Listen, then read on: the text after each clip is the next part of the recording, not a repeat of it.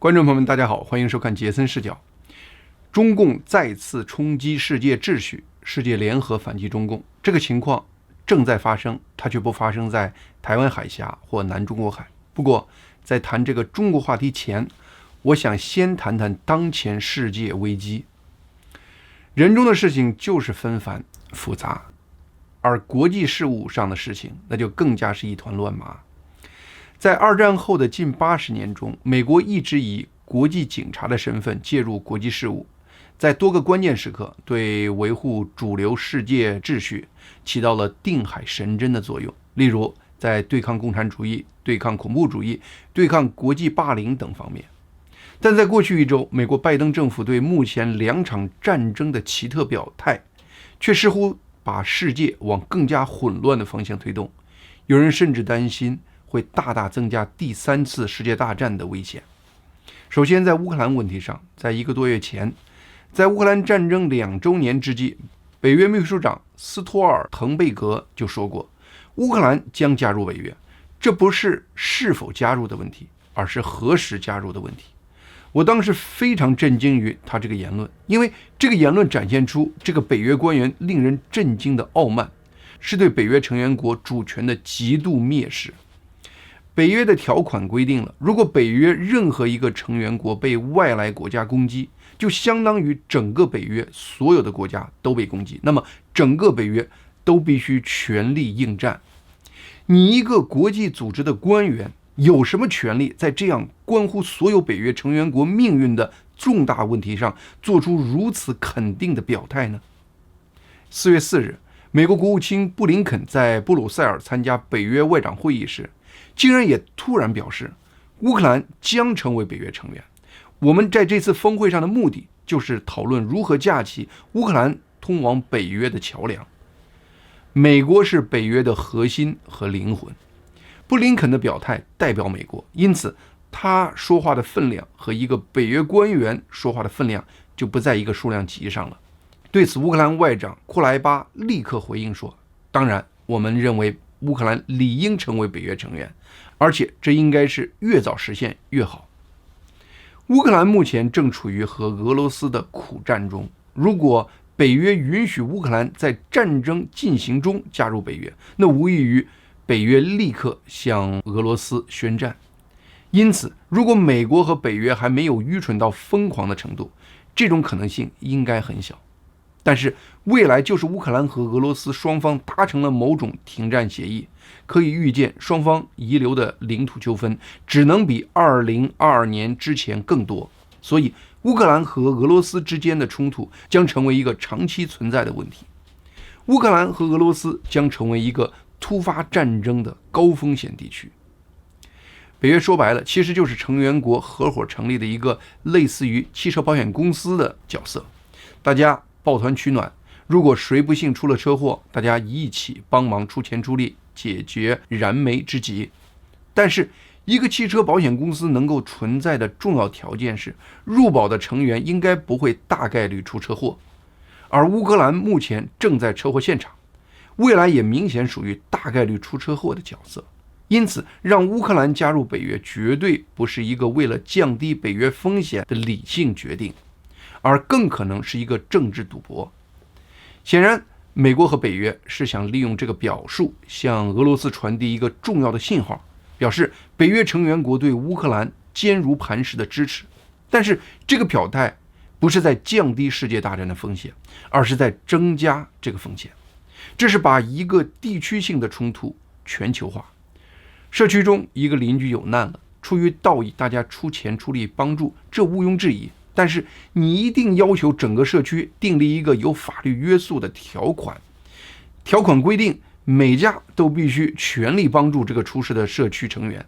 这样的决定就从善良的状态迈向了愚蠢的境地。有人也许会说，北约和美国也许就是说说而已，吓唬一下俄罗斯罢了。道德经中有句话，轻诺必寡信。太多的这种承诺式的表态，如果未来不能用实际行动来兑现，美国和北约就是把自己的信誉往垃圾堆中扔。而信誉是美国不战就能屈人之兵的关键，是美国施展全球影响力的基础。其实乌克兰一直是这种无法兑现的国际承诺的受害者。远期看，国际社会包括美国、中国和俄罗斯等，在1994年签署了一项协议，在承诺保证乌克兰未来国家安全的情况下，让乌克兰把他境内拥有的1700多枚核武器移交给俄罗斯。20年后，2014年，俄罗斯侵占克里米亚半岛后，国际社会却一致沉默。那时，乌克兰再回看那个协议，肠子都该悔青了。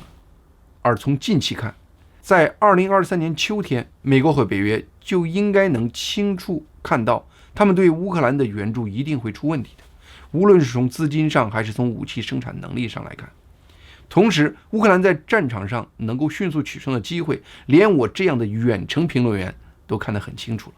而那时乌克兰在战场上至少还处于进攻的态势。如果那时拜登政府能帮助乌克兰面对现实，让双方进入谈判阶段，乌克兰的谈判筹码肯定要比现在多很多。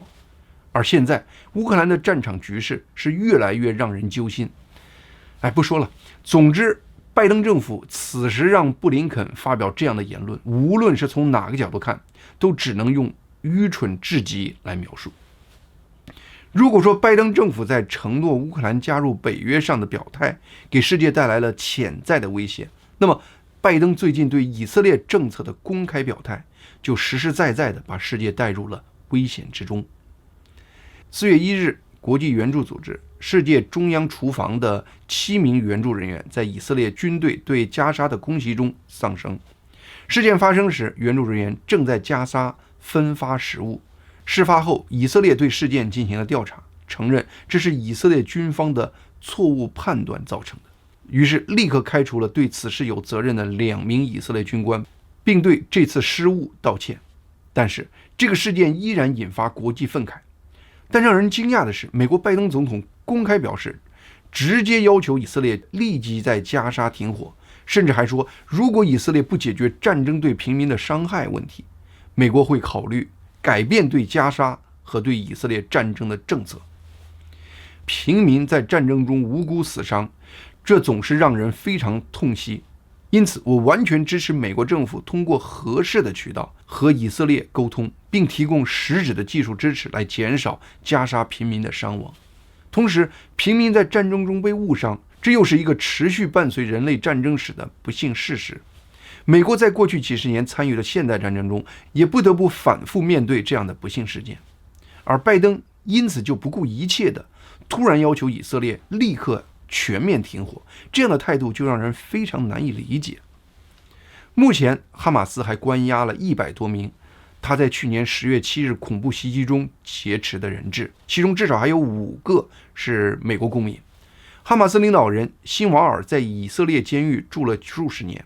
精心研究以色列和西方社会。他得到的一个最核心认知就是，你可以用最惨无人道的方式屠杀上千以色列平民，然后只要你躲在加沙的平民中，并手中掌握大量人质，国际舆论一定会最终和你妥协。这是辛瓦尔策划去年10月惨案的理论基础，也是辛瓦尔用他这个世界观进行的一次赌博。目前以色列在战场上的胜利已经把哈马斯逼上了绝路。在这个关键时刻，美国作为以色列在世界上最关键的盟友，却突然发表这样的声明，这是在给哈马斯和辛瓦尔直接打了一剂强心针，明确告诉他们，坚持到底，你们这场赌博一定会最终胜利。这不是在解决加沙危机，而是在强化哈马斯的态度，在长期化加沙的危机。而哈马斯还只是目前中东乱局的一个局部因素，对整个中东局势影响更大的其实是伊朗。而此时，伊朗和以色列也正处于一个非常惊险的关键时刻。4月2日，以色列派出2架最先进的 F-35战机逼近叙利亚大马士革，然后发射了6枚导弹，炸毁了伊朗驻叙利亚大使馆的领事部，造成至少7名伊朗人死亡，包括2名伊朗将军，其中1人是伊斯兰革命卫队的高级将军扎黑迪。这个扎黑迪是何许人也呢？扎黑迪是苏莱曼尼的接班人。苏莱曼尼就是2020年1月3日川普任总统时批准美国军方在伊拉克用无人机击杀的伊斯兰革命卫队圣城军的领导。而这个圣城军，它的核心任务就是在整个中东为伊朗扶植和培训代理武装势力。巴勒斯坦的哈马斯、黎巴嫩的真主党、也门的胡塞组织，以及伊拉克和叙利亚境内的众多攻击美国和以色列的民兵组织等等，他们的背后都是伊朗的圣城军。苏莱曼尼被美国击毙后，接他的班的就是这个扎黑迪。在过去4年，他全权负责组织、援助和培训哈马斯、真主党以及其他众多中东什叶派民兵组织。他在扶植黎巴嫩真主党方面成绩尤其显著。当年真主党骨干被暗杀，并在叙利亚内战中势力被大量削弱。正是这个扎黑迪，他成功的重组真主党，让真主党成为中东军事势力中最强的一股非官方势力。另外，可能以色列认为扎黑迪对哈马斯的支持和援助是让哈马斯去年有能力对以色列发动10月惨案的一个主要原因。对有仇必报的以色列来说，扎黑迪自然就被录入了以色列的必杀名单中。以色列情报组织莫萨德因为去年的10月惨案而声名扫地，痛定思痛，在过去几个月，莫萨德发愤图强，再次展现出他惊人的情报收集能力。准确掌握扎黑迪的行踪就是一个例子。扎黑迪这个人生性多疑，他竭尽全力清除他周边的一切可疑人员。他前任苏莱曼尼坐在车里就被从天而降的无人机猎杀，这个经历更让扎黑迪处处小心。所以在过去4年，扎黑迪精心策划并隐藏他的一切行踪，特别是他在伊朗以外的行踪。但是扎黑迪的小心谨慎依然无法逃出以色列莫萨德的情报网。有人因此推测，莫萨德应该已经渗透进入伊斯兰革命卫队的最高层，有内线人物。虽然此前以色列对叙利亚的空袭中也击毙了伊朗革命卫队的高级军官穆萨维准将，但是这次以色列直接向伊朗在叙利亚的外交机构发射导弹。本着两国交战不斩来使的原则，以色列在伊朗大使馆中定点暗杀扎黑迪的决定还是非常大胆和冒险的。对一贯思维缜密的以色列人来说，他们能够下这个决心，一定是有他们权衡各方利弊后的结果。首先，击毙扎黑迪会对伊朗的中东整体策略有一个巨大的打击，因为伊朗很难在短时间找到有扎黑迪那样的组织能力和人脉的接班人，而且扎黑迪的副手也一起在这次攻击中被击毙。这双重打击至少在短时间内会使伊朗控制中东各种民兵组织的网络出现混乱，从而降低他们威胁以色列的能力。另外，以色列的这次大胆定点暗杀也是在向伊朗传递一个明确的信号：伊朗必须为他破坏中东地区稳定的政策付出代价。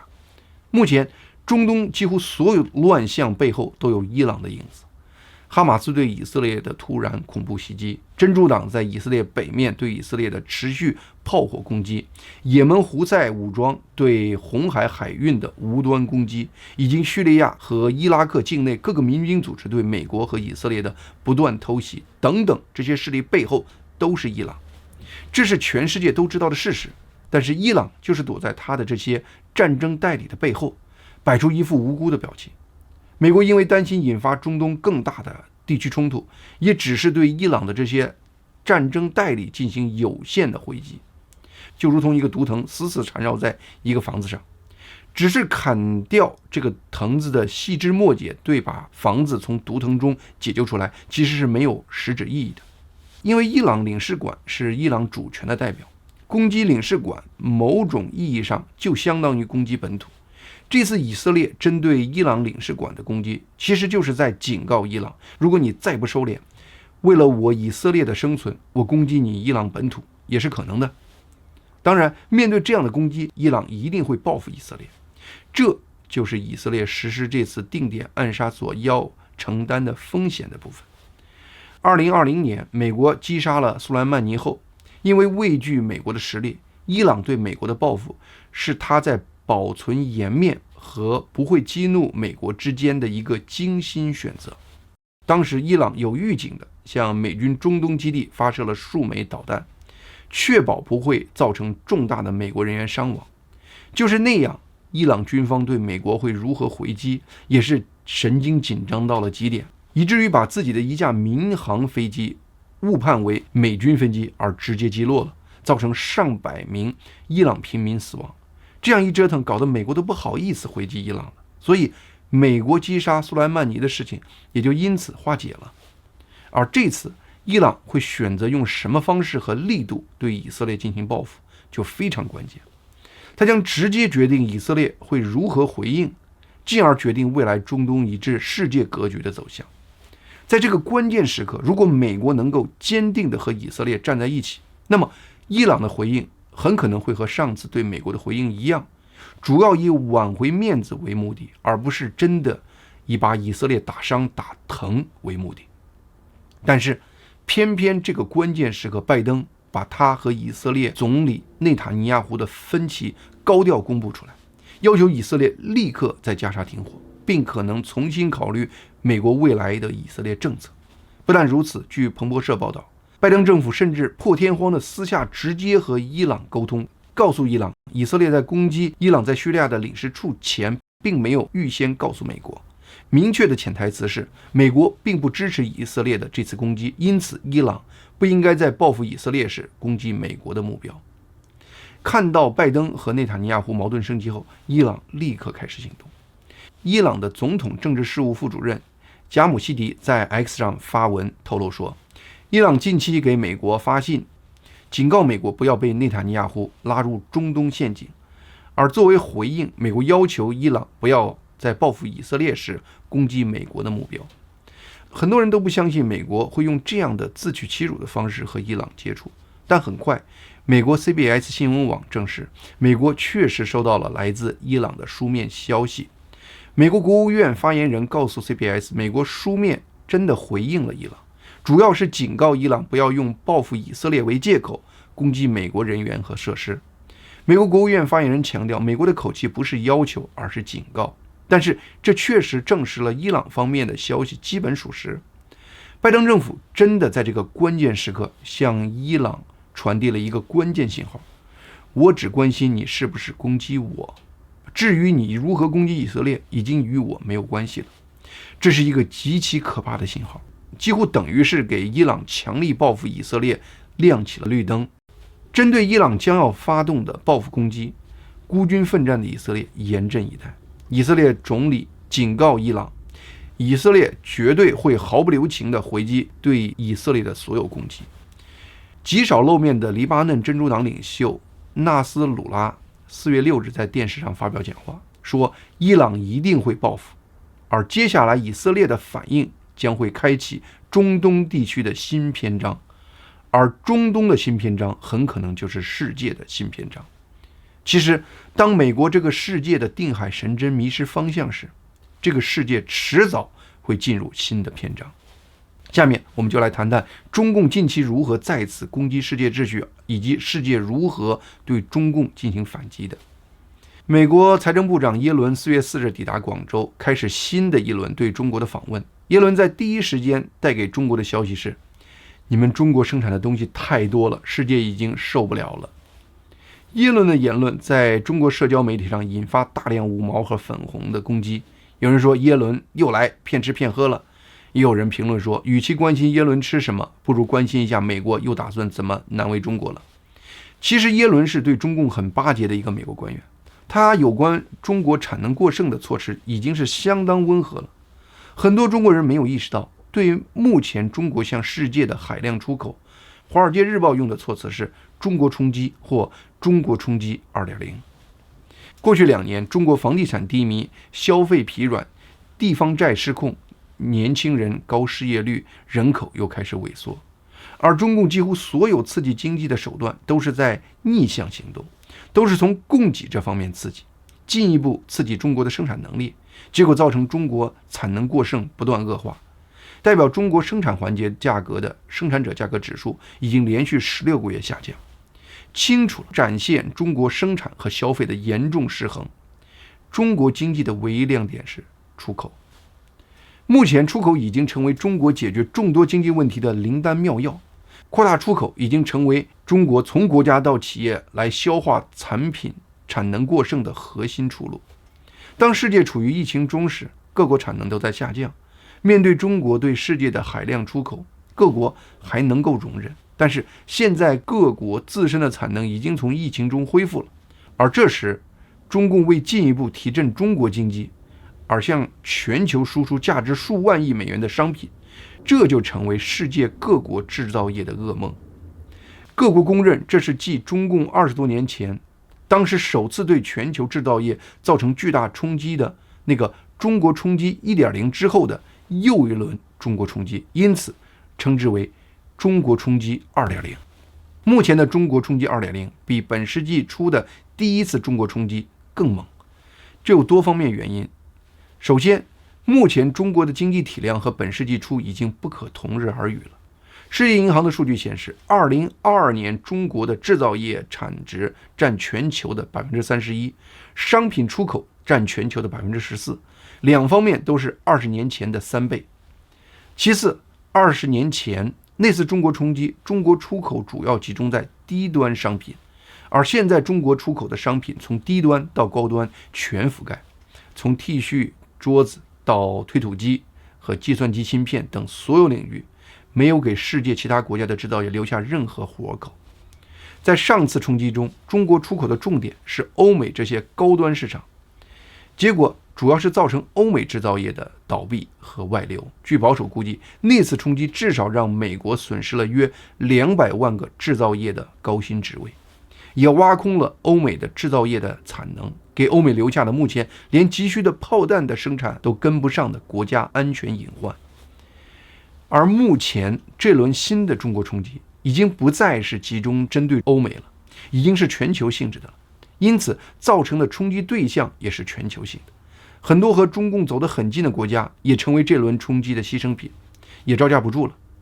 智利最大的钢铁公司太平洋钢铁公司今年3月宣布，他们根本没法和比他们价格便宜 40% 的中国进口钢材竞争，因此近期不得不关闭他们的瓦切帕托钢厂，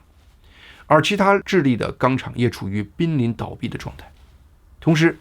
印尼纺织公司亚太纤维的发言人说，我们正常定价的产品根本无法和中国的商品竞争，因此这家印尼的上市公司去年的销售额下降了 27%。2023年，巴西化工协会公布的数据显示，整个巴西的化工产能只有正常年份的 64%，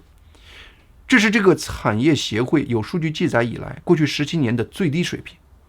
这背后的主要原因依然是因为大量从中国进口的相关商品。中国出口对这些发展中国家的核心产业的冲击是灾难性的，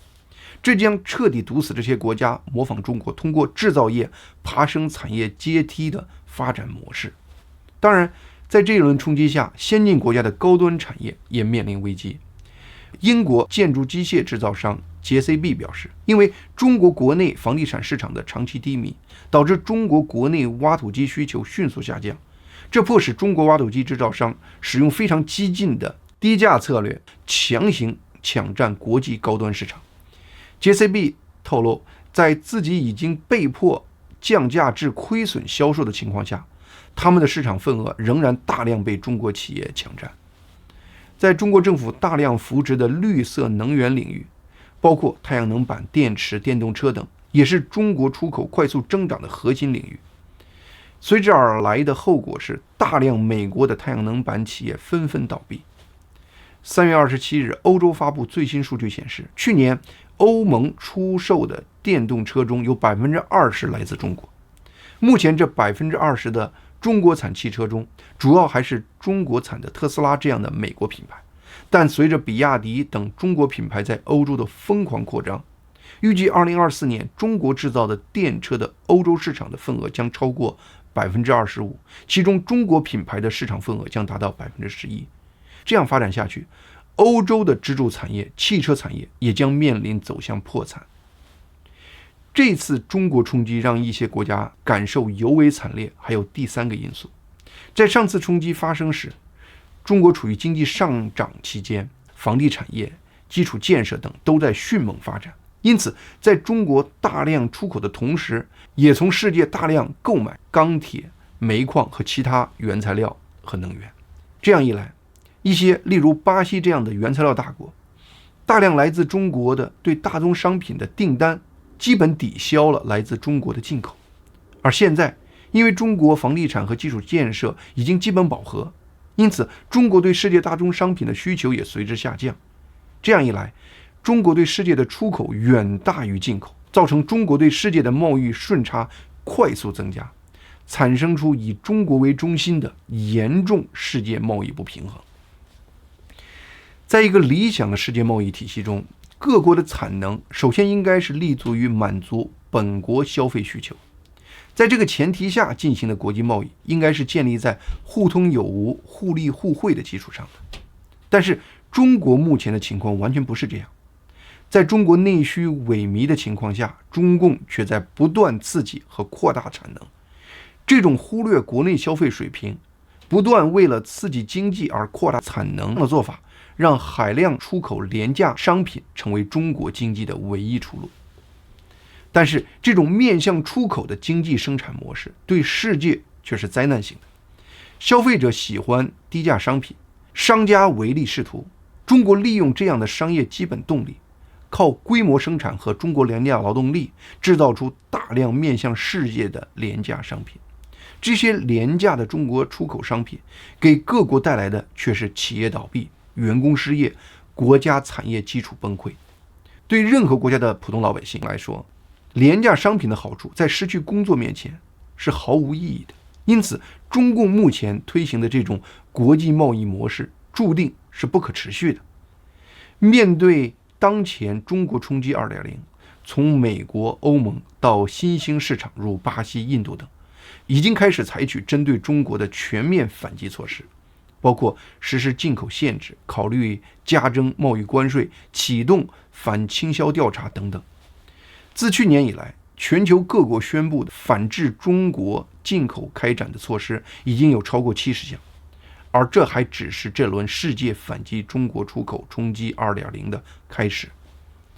几乎全世界的经济学家，包括美国财政部长耶伦，给中共开出的解决中国经济的问题的药方，都是激发中国的内需，实现经济供需平衡发展。但是要激发中国的内需，就得给中国老百姓提供医疗、养老等社会保障，让中国人也活得如正常社会人一样放松和自信。但是习近平和中共认为，这会把中国人养成懒汉。他们非常清楚，每日为衣食住行这些基本生存条件奔波的人，是没有机会思考其他问题的，因此是最好控制的人。所以目前的世界最大的经济问题是从中国经济问题衍生出来的，而中国的经济问题归根到底其实又不是个经济问题。好，今天节目就到这里，谢谢大家的收看，希望大家能够订阅和推荐杰森视角这个频道。